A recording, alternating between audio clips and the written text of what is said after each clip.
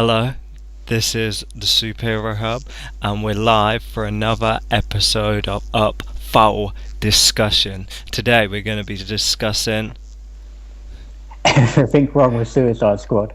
which is a great subject because I personally, as a fan, enjoyed the film. Both me and Matthew watched it together. I've watched it a couple more times. Not in anticipation for this video, I just watched it because I like the film. I've watched the extended cut, I've seen the added footage. Have you? No, I haven't seen the film since theaters. Oh, well, I'll give you a brief rundown on the extended scenes. Pretty much what it was, there's like another maybe minute and a half, because remember at like really like interim stages where they had the kind of stage footage, people were taking pictures, and you had obviously the first one of the Joker and Harley, and while she was still a doctor and she was standing there and she had the gun and he shot the other guy. Well, one of the extended scenes was that where she was chasing after him on a motorcycle. She obviously wrecks the motorcycle, drops off, and then they have a conversation. She puts a gun to his head, and like there's like a truck behind him, and it's like beeping his horn, and the guy gets out and it's just like, yo yo yo, move this along, and then Harley just pops him in the head, and then he smacks her. Does, So does he literally say yo yo yo? nah, that's just something Okay, I added in for freshness. But there's sure. that. Then there's a kind of another scene that was kind of discussed. There was like rumors about like Killer Crocs on the helicopter when they're flying to Midway City, and like is standing there and he like froze up on the helicopter, and then he kind of goes to eat it. There's that. And apart from that, see, that was a good scene. That was kind of funny. I think they should have kept that in the thing. If they're going to lighten the mood, I think they should have kind of kept that in. But anyway, So what I'm getting from this so far is that the extended cut isn't like Batman v Superman. It's not transformative. It's just a couple of deleted scenes. yeah, basically. I Well, mean, I saw an interview somewhere with Jared Leto talking about there was a lot of Joker stuff that was cut. Was that not put back in? no, literally, I think overall there's probably about 10 minutes put in. There's obviously the scene with him and Harley, and apart from that, not much else. Because I was expecting near the end that there'd be more in it, because there was a lot of discussion about the scenes, but he was saying how we felt kind of cheated because of how much they kind of cut out, which I mean, for like the to constitute the extended cut, the scenes that were actually put in, I'm sitting there like, why wouldn't you have just left them in? It would have made the film like what 10 minutes longer. Why wouldn't they have just done that? And it didn't like change the film or anything like that, but I mean, you might as well have just put them in. It wasn't a bad thing not to have them in there. Well, you get that with every movie though. Sometimes, if they want a specific runtime, they'll shave a bit of stuff here or there. Yeah, I find why would they want a specific runtime for? It's just how it goes. Sometimes Yeah, other theaters want it. it was kind of their first shot. They might as well have just whacked and left that in. They definitely should have. I mean, the Killer Croc scene was literally what, maybe like 20, 30 seconds. I mean, they might as well have just left that in. So there's a couple other ones as well where with Harley where when they're before Slipknot gets killed and they're walking down the street, and it is like recruiting them to like uh, backstab and kind of run off, and like it goes over, is Captain Boomerang's like going over to everyone and like discussing the plan and seeing whether they're in, and then he goes to Killer Croc, he goes and talks to him, and then Killer Croc just smacks him and like knocks him into a pile of garbage. That was pretty good as well, because personally for me, I think Captain Boomerang was probably, I think he was, in terms of comic relief as well, I thought he was pretty good. I'd rate him up there as probably one of my favourite characters on there. Yeah, he was okay. Especially when he gets captured and there's like, oh yeah, I was playing Mahjong with my grandma, and then this red streak just comes out of nowhere and whacks me on the head. That was pretty good. But anyway, so I think we're discussing everything that was wrong with Suicide Squad. Should Yeah. we start with the characters, go through them one by one, or should we go to the plot line, the story? But God, let's start with the plot. Okay. So I know that you weren't too. I think interim it was kind of just a kind of drop into the mystic. I mean, you've got aliens, you kind of metahumans were touched on in Batman versus Superman with the LexCorp footage. So I think maybe they thought, I know, instead of like building up with Marvel to kind of get the mystic arts in there, I figure they just thought, I know, let's kind of rush it, get it in there straight away. Because I mean, do you really want a long build up? Because the next time, I mean, depending on who's popping up in Wonder Woman, I mean, is that really going to touch on Mystic in terms of magic and stuff like that? Because obviously, a main villain of Wonder Woman is Felix Faust and is very magic orientated, and obviously Cersei as well. And then you've got people like Doctor Fate, whether he's going to turn up anyway. So the kind of little nods would maybe appear in Wonder Woman, but the only like big kind of knock-ons would be Shazam, and I know that's a couple years off. So I think really, I thought. Shazam might be more than a couple of years off now. Yeah, so I mean, there's pictures of Henry Cavill and The Rock sitting together over the Christmas period, so that's kind of sparked a lot of interest in the Well, community. it isn't. I know. Other, I suppose it's a different show for another time. It isn't The Rock, Black Adam, and not Shazam. yeah, but I don't know what the hell's going on so there. now there's speculation that Superman's going to be in Shazam, which I mean, yeah. Oh, I don't know. But then again, that's speculation. So I figure I'll go back to my original point. I think that was kind of a backdoor, like kind of pushing magic in straight away. That's half the problem with this movie. Too many back doors. Focus on what the hell you're doing. Okay, so what was your issues? What with the plot? Yeah. I thought the plot was a complete mess. I mean, like, you know, the main premise of the movie, right, is what's her face, Waller, Yeah. recruiting the Suicide Squad, but for what reason? Right? Could they end up fighting what's her face with a goofy little dancing thing? Enchantress. We'll get to that later. But My favourite. why are they fighting Enchantress? And they didn't know that was going to happen, did they? So, did you feel right? So I think the point you're trying to make. Do you think they should have gone for a kind of more human entity? Like, Yes. yeah, but I think because it was kind of marked up that it was a terrorist attack, because the Suicide Squad didn't really know, and their job wasn't really to go in there and fight Enchantress. I think their job was to get in there, because for all Amanda Waller knew, they were just going in there. They were going to take out a few of the minions and then get her to extraction. That was the mission. The mission wasn't the mission only became fight Enchantress when Amanda Waller she escapes, and her ship gets dropped and she gets kidnapped. Because the main mission is to get her out of there, and obviously they get her to the helicopter, but obviously that gets down, so technically they've still got to get her out of there. I think that was Rick Flag's point. It was like the mission's still not done because we haven't got her out of there, and that obviously led to their fracas with Enchantress. So I mean, in terms of the point now, the kind of plot, I mean, their mission was kind of solid because their mission was to get Amanda Waller out of there, and for all intents and purposes, they did until her ship got dropped. So obviously, that kind of led to the fight with Enchantress. Whether they would have got. See, now the thing is, okay, like, say they go in there, Amanda Waller gets on the ship, she flies out of there. What happens then? Does she get someone else to go in there and deal with Enchantress? I don't think her kind of prerogative was for the Suicide Squad to actually come up against the Enchantress. But I don't really know what would have happened if they didn't go up against him. It's like, who else would she have sent in, and how else would they have dealt with it? I mean, the Joker plotline as well. I mean, if the Joker wasn't in it, then obviously he wouldn't have hijacked the plane, and then that would have kind of, things would have gone, I think, a little differently. Maybe if she got on that first helicopter, she would have been able to get out safely, and that would have kind of changed the direction of the film. So, yeah. I think the Joker should have been the main villain if you want them in the film, have them be the villain.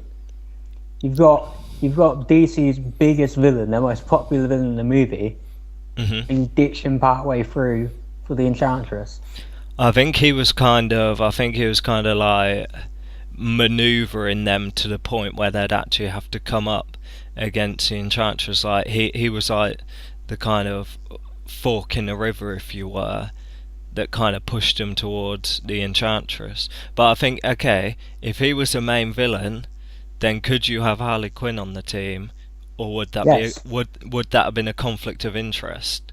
Well, here's two things. First, well, we'll get to, when we talk about characters, we'll get to Harley, but I do think you can have her on the team, and then in the end, you have her betray the team. But they wouldn't do that because they've made a problem in doing the Suicide Squad. Is you paint yourself into a corner with these characters who are meant to be villains, but then you can't have them do an outright villainous thing. They can't have Harley Quinn turn on the team and go over the Joker because then she's evil, which she should be, in my opinion, even though in the comics now she's more of an anti-hero. But in the same time, you paint yourself into a corner. No, Boomerang is, yeah, he's funny, but he's a villain. The Flash should beat him up. You know? Yeah, but in terms, if we kind of line up the characters in terms of if you say evil, where Captain Boomerang hasn't really, he's pretty low down on the list, if you know what I mean, because all he is a thief. He breaks in and he steals stuff. He's a bad guy. You got El Diablo, who's a murderer. You got Harley Quinn, who's a murderer. You got Killer Croc, who's a murderer. Katana, but she kind of, I didn't really see the point of her, really. No, me either. She was kind of in there to be a bodyguard for Rick Flag, but she didn't really do a good job, because I never really saw her do anything. She was doing just as, whether she was put in there as a special interest, but she literally was probably pulling her weight less than everyone else, because you don't really see her clearing that much. The leghead thing is, and to be honest, the only kind of scenes she popped up was the end, where she kind of come out of nowhere and chopped Incubus's arm off, which I thought was cool because I pretty much forgot about her. She's not in the movie until she popped up and did that. So I mean, there's literally 2 seconds of backstory. I mean, they could have cut her. There was no point of having her. Really? Yeah. See, I thought Enchantress was a good villain, but no, I'll give you. I thought the the transformation scene with the hands, and then she says Enchantress, and when they're in that room. Yeah. I thought that was pretty cool, but from that point on, awful. I think, in terms of a plot device, in terms of threat, I think she was a real threat, but I don't really think, for all her powers, and what I think maybe they should have shown more of an internal struggle with June Moon and Enchantress, because I mean, Enchantress in full control, I mean, she'll be able to smack around the Suicide Squad, no sweat. I mean, obviously they threw in Diablo and turned him into like El Diablo. I mean, that was kind of, they used that to get rid of Incubus, but then with him flawed, I think she could have just completely just slapped the Suicide Squad around. So I think she come off powerful, but when it actually came down to it, I think she went down pretty easy. So I mean, if there was kind of the distraction, as in if you picture it like Enchantress, she's fighting them, but kind of inside her head there's like June Moon fighting back, and that like puts her off enough where like the Suicide Squad can kind of get a couple hits in and take her down, giving June Moon enough power to kind of take over and like take her out. I think that would have been a better one than like Enchantress going full out and still getting beaten, because I think if she was going full out, she'd just smack them around. I mean, she could just teleport behind everyone and just stab them in the back. Right, she isn't developed enough at all. And then, yeah, she is too powerful. Basically, you got them fighting a JLA villain. the plot, the editing, the characters, not all of it's terrible. I don't think it is, but there's so much wrong in each section that it just drags the entire movie down. I think in terms of the music was good. I think they were kind of going for like the same kind of edge as like Guardians of the Galaxy, with kind of the music. But I think there was a bit like mismatched tunes somewhere that kind of took away from it. But apart from that, I thought the music was quite good. It was quite edgy. The opening sequences as well, leading to them all getting captured, I thought that was good as well. I think literally you could have gone along the whole film, and I think I think there was a few characters you could have cut. I think, okay, Slipknot was in there and you had to make an example of him, but I don't think there was a point of him being in it. I mean, his point in being in it was purely to die. So I mean, which is kind of pointless. Because when I was watching the trailers, I wasn't seeing any of him pass, kind of grappling up them buildings. So I mean, I figure he'd be killed pretty early. That was pretty obvious. I didn't really see the point of Katana being in there. I think I could have lived without her being in there. And obviously, all the rest, kind of Captain Boomerang, he was solid. I think El Diablo was pretty solid as well, because he was conflicted. See, they could have had the same kind of conflict running through him as they could have with the Enchantress, and could have made it a bit better. I think Rick Flag was a bit too sloppy as well, badly written, because he was like bumming off Deadshot a bit near the end. And I thought that was a bit I think he was kind of showing the error of his ways, and then he was just bumming off the team a bit too much. So I just think he was a bit kind of blah. There's nothing to the character. I think I'm pretty sure Tom Hardy was meant to be Rick Flag, and then thank God he dodged that bullet. Yeah, they should have him as someone solid. I think he made the right choice of dropping out of that. I mean, even if the film did do well, there's only so far you could kind of take him. There's only so far you can take Rick Flag. Right, Rick Flag is presented as the leader, but really, when you're in a movie with Will Smith, and then you got Margot Robbie, there's nothing to the character. He has a relationship with June Moon, but no one cares about that really. So I think that was kind of a plot device as well. I think that was purely plot device to kind of so he could wrangle some sort of leverage, because all the little egghead people were running after him because of their relationship. So I think literally it was just there as a plot device as well. I didn't think there was nothing to him, no charisma or anything like that.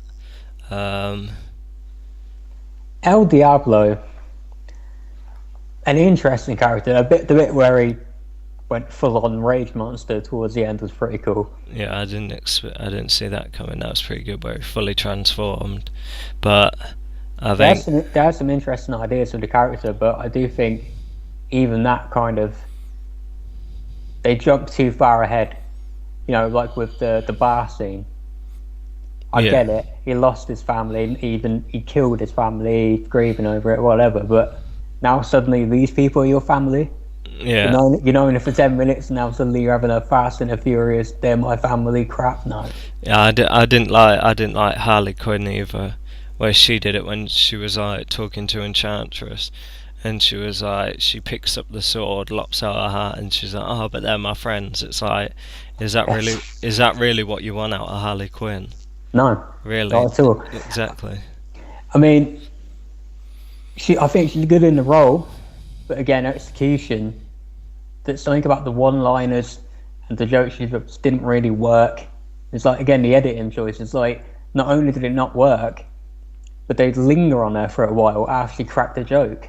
And it's like, you're just reinforcing how bad it is. And there's the thing with Harley Quinn.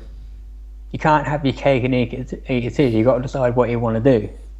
Is she a hero, or is she a villain? And eventually you got to make a choice with the character. She either has to split away from the Joker, or she has to be his sidekick.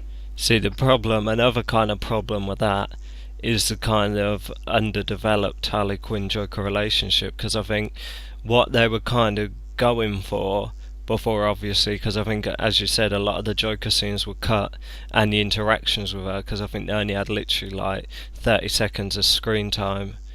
Okay, maybe 2 minutes of screen time together, but I think the problem with their kind of, they didn't kind of concrete out their relationship, because I think originally they were trying to show it that they wanted to have kind of more of the abusive relationship, because whereas when they're on the plane and then the ship blows up and she kind of falls backwards of the ship, apparently like the first thing with that is he was like smacking her around a bit, and he like pushed her out the ship, out of the helicopter, with the intent of like killing her, but she just happens to land on the building.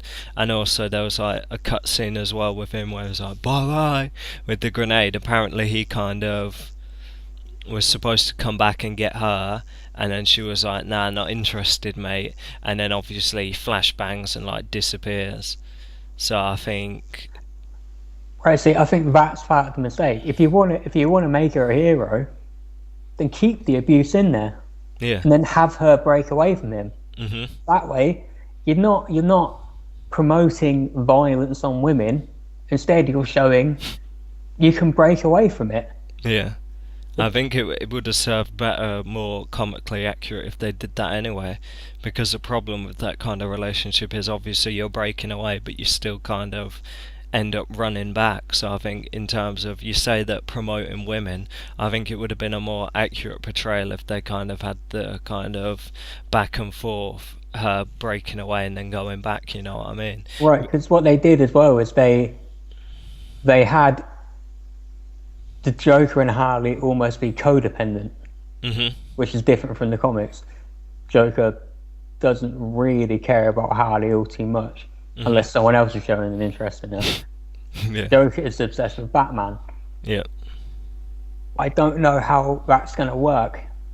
You know, if they do a Batman, I think Deathstroke's going to be the villain of the Batman movie, but eventually it's going to be the Joker. Yeah. And you've got Harley Quinn going off to do Gotham City Sirens as well. Is like, Yeah. is the Joker gonna pop it? Could you have? I mean, in terms of like, that's not really a big property. Would you have the Joker as a main villain in that? Because I mean, if the pretense is like Gotham City Sirens, like girl power, you know what I mean? Would it make sense to have the Joker as? Could you have the Joker as the main villain of that film? Theoretically, yes, you can theoretically, but then that's two movies in which Joker is in, but Batman really isn't. I know he's kind of in the Suicide Squad, but I'm not interested. Honestly, in terms of Gotham Sirens, I don't know. In respect of character development, having their interaction in there, because I mean, if you're having them together, would it make sense? I mean, having Harley Quinn in a film, you've got to have the Joker as well. It's like, where are they kind of going with the Joker? Because I know Jared Leto signed a multiple picture deal. Is he just going to pop up in cameos for like 5 minutes every so often film? You know what I mean? Or is he actually going to have like a ground out actual film where he is in it for more than 10 minutes, where he has like an integral part? I mean, I suppose they could do the cameo thing and eventually build up to the Batman movie. I suppose it's not a bad idea.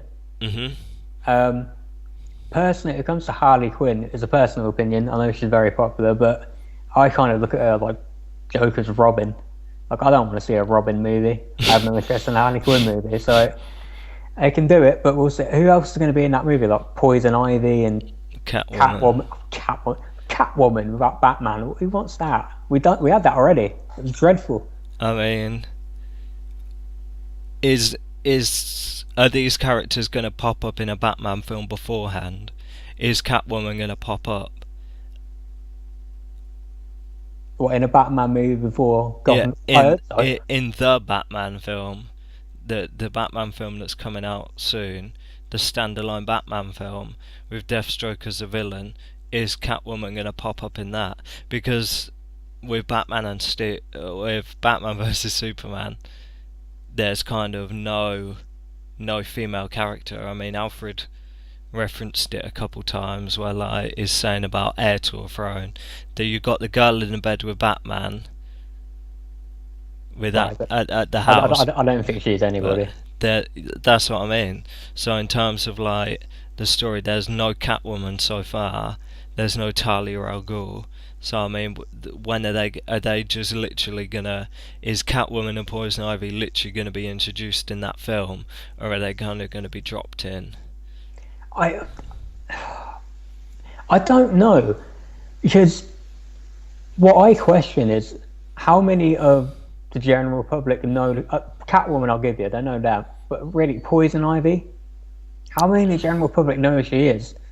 You know, Uma Thurman and Batman and Robin. But I mean, other than that, I think Yeah, but that's Catwoman. I think Catwoman.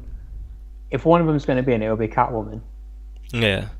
I mean, okay then. So, but this is kind of getting away from the topic. But we'll just Yeah, it is. carry on for one last point. Saying, how many people know of Poison Ivy? So it's like, what other alternatives have you got? You're gonna throw the Huntress in there. I mean, even less people know who that is. I suppose, and also in fairness, we're talking about Suicide Squad. How many people knew those characters? Pretty much, I think the main focus of them was Harley Quinn and Joker. Right, and you Really? throw Batman in the trailer because everyone knows who he is. So, Mhm. I suppose to that point, I suppose it goes to your point as well. Yes, there probably will be either a Batman or a Joker in Gotham Sirens, just to show people, okay, here's someone you know. Yeah. In terms of like an extended universe as well, you got to have interactions in there. But as you said, like lesser known characters, how many people really were aware of Deadshot? And he was like pretty much the main character, and he was pretty well received. True, but he was Will Smith. Mm. So I mean, in terms of, I mean, if you get the story right and you get the content right, Which they didn't do. automatically these characters which you've never heard of, all of a sudden you're going to be like, you know what I mean, know who they are. So I mean, Deadshot's pretty cemented, but where's he going to pop up in future? Are you going to oversaturate the Batman film with Deathstroke, Deadshot, and Joker? That's or kind of what? my point though with Deadshot. He's not a villain.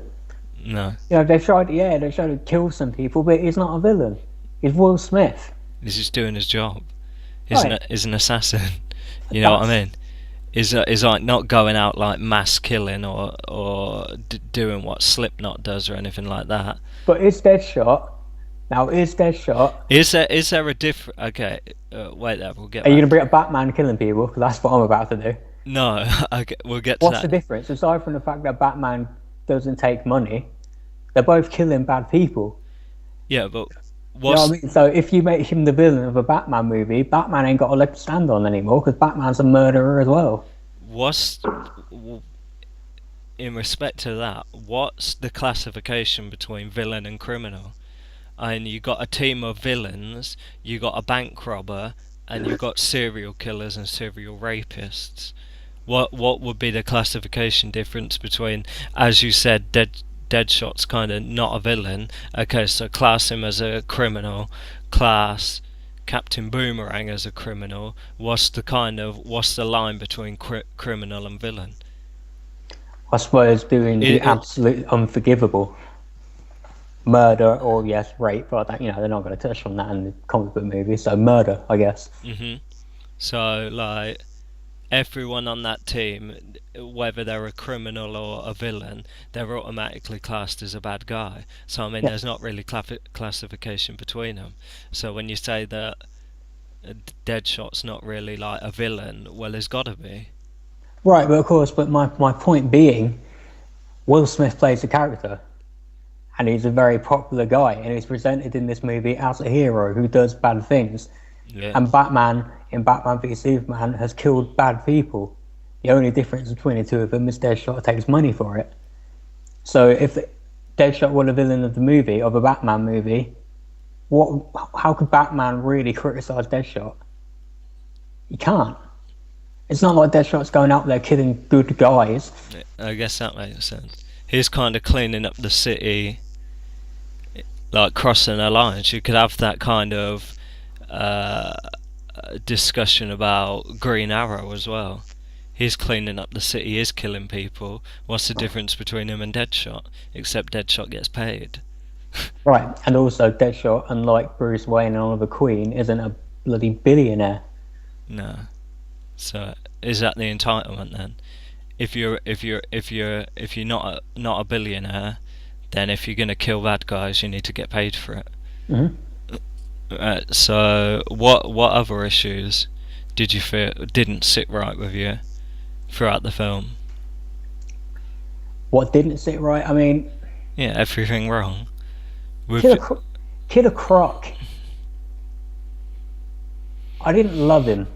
I didn't think he was bad, but I didn't think he was the best enough either. I thought he was kind of funny. He was yeah, alright. that's what I mean. I think he was very minor comic relief as well. That's why I think that Killer Croc and kind of Captain Boomerang, if you kind of read between the lines and look at their interactions, because I think Killer Croc kind of had Captain Boomerang's back. I think, kind of looking at them and how they're interacting, I think they kind of became pally. Because there's a couple times when like Captain Boomerang was kind of under attack and like Killer Croc kind of jumped to his defense, if you know what I mean. I mean, not like physically, like he's getting slapped around. I mean, because obviously as part of like the team framework, he'd have to do that anyway. But I think there's a couple moments that I thought, you know what, these guys are kind of pally, and it kind of breached off from where when he was saying to El Diablo about his tattoos, it was like, can you wash that muck off?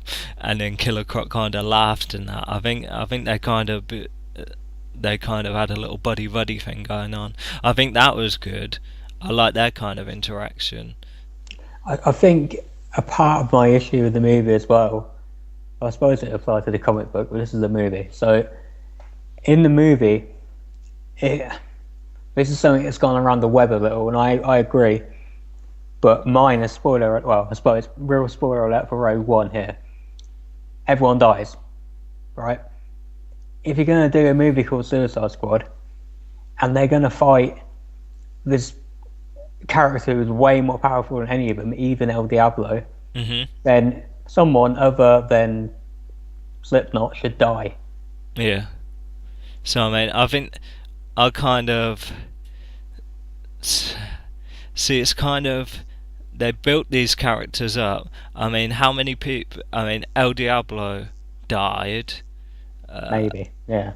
We I think. I don't know what the kind of issue with Enchantress is. Whether Enchantress is gone and you've kind of just got June Moon now. Whether she can kind of still access her powers and be in control. Who else died? That's it, innit? Pretty sure someone else did. Don't think so. Slipknot, El Diablo, Yeah. everyone else got out So fine. that's two kind of main characters out. Slipknot is not a main character. Okay, then that's two characters out then. Are their shoes going to be filled in like a sequel, or is it just going to be like the kind of? Because I mean, you've got Ocean Master. Oh No, god. not Ocean Master. What was I going to say? Black Manta. He's Okay, going to sorry. be in the Aquaman film. Is he going to end up in the Suicide Squad as well? I don't know. Is like the Aquaman film going to be Black Manta's backdoor into being in the Suicide Squad? Because I mean, Are we sure Black Manta's in Aquaman? Isn't Ocean Yeah. still the villain of the movie? yeah, but Black Manta was confirmed to be in it Okay. a number of months ago, and he's a member of the Suicide Squad. So even if he is kind of like a minor character in that, a minor antagonist in that, popping up, because I mean, is it literally going to be a duke out between Ocean Master and Aquaman, or are you going to have like a little unfair advantage of Black Manta popping up as well? So I mean, they could take him out the way halfway through the film, ditch him off, and then he ends up being in the Suicide Squad. Because I mean, that would kind of be the backdoor thing. So in terms of they won't have to explain, because I mean, you've already got the characters you've seen. It makes sense to just drop him in with the Aquaman film being a backdoor, so it could be like, oh, I know who he is. He was in Aquaman. So I mean, there's two spaces to fill. I pretty much figure he'd be in there. So I mean, I guess I don't see. First of all, I think they should have killed Rick Flag. Yeah, because I think if you've got the team full of villains, I don't see the point of having Rick Flag. I mean, having there as kind of like the government supervisor. But I think what would have worked better is if Deadshot was kind of like get rid of Rick Flag and have Deadshot do Rick Flag's job for further amnesty. Yeah, I think he and would have gone for that. even if I would have killed him, and it would have added some sort of emotional depth to that relationship, if I'm going to call it that, and some sort of tragedy to the movie, rather than that Disney like we're all friends at the end crap they did. I didn't have that much attachment to Rick Flag where it would have been a tragedy if he was killed. I figured they could have used him dying as a plot device for kind of June Moon to kind of fight back against the Enchantress. As I said, if you had more of their kind of internal turmoil with June Moon being good and Enchantress being bad, and have them kind of, as I said earlier, with the kind of distraction where the Suicide Squad could have been put in a position where they could have kind of taken her down more authentically. Right, it's like they pulled their punches at the end. They could have had the Enchantress kill Rick Flag, and in that moment, June could have snapped back in, realised what's happened, and then have Harley kill her. Yeah, or rip out the heart and destroy it. No, kill her. Okay. Well, don't pull your punches. Fucking do something. Exactly. I think, okay, so that could be, that's another thing wrong with Suicide Squad. You feel like they pulled their punches a bit. They're a bit too sissy. I think that was kind of due to the kind of classification. I mean, if you've got a Suicide Squad film, would you have preferred it was an 18 or rated R? I don't know. I'm not too bit. I mean, I like rated R movies, but I'm not into this movement where everything has to be rated R. We keep on hearing about how Batman should be rated R. You know, Batman don't need to be rated R. No. So I just think kill some people. Have a movie called Suicide Squad. Kill some people who we care about or who we're meant to care about. Not Slipknot who died after 2 minutes. Yeah, but if you did that, the kind of only character you could have killed that people would have actually cared about would have been technically Deadshot.